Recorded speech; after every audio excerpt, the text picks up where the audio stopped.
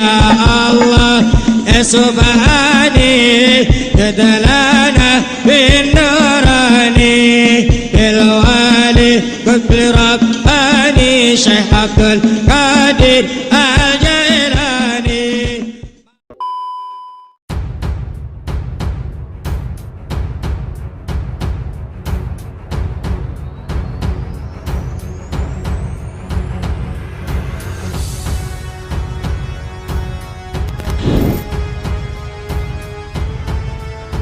Sejarah pertempuran Prabu Siliwangi dan Sunan Kalijaga hingga pernikahan antara Sang Sunan dengan penguasa Laut Selatan. Berdasarkan kisah legenda masyarakat, pertempuran Sunan Kalijaga dan Prabu Siliwangi sejatinya bermula dari niat baik Sang Sunan Gunung Jati yang ingin mengislamkan Prabu Siliwangi.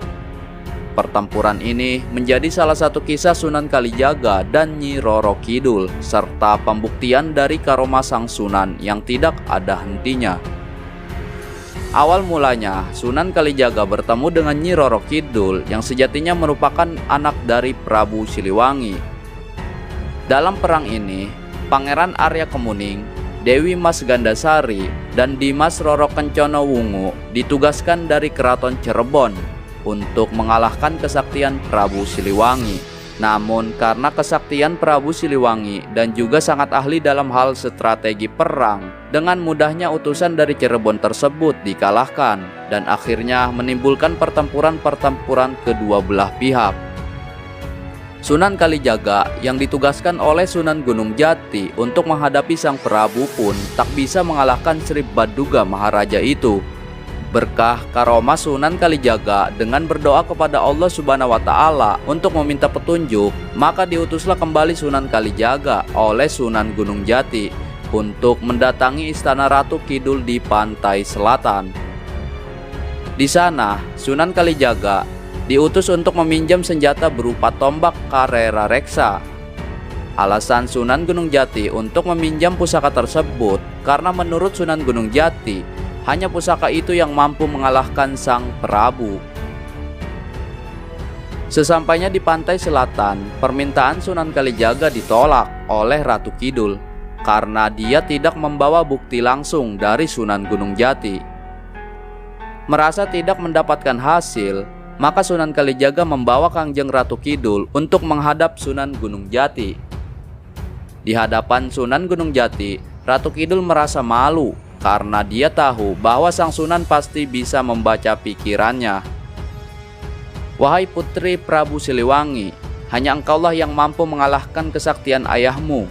Maka dengan segala hormat, pinjamkanlah Kalijaga tombak pusakamu yang bernama tombak Karera Reksa, kata Kangjeng Sunan Gunung Jati.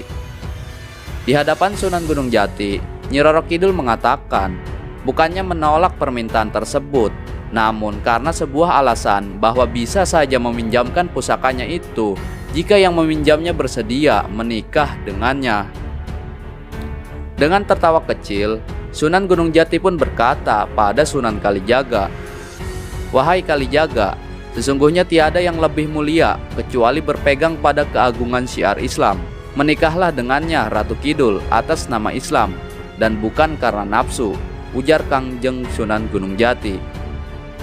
Kepatuhan seorang murid dengan gurunya nampak dalam peristiwa ini, di mana Sunan Kalijaga menyetujui apa yang dikatakan sang guru itu.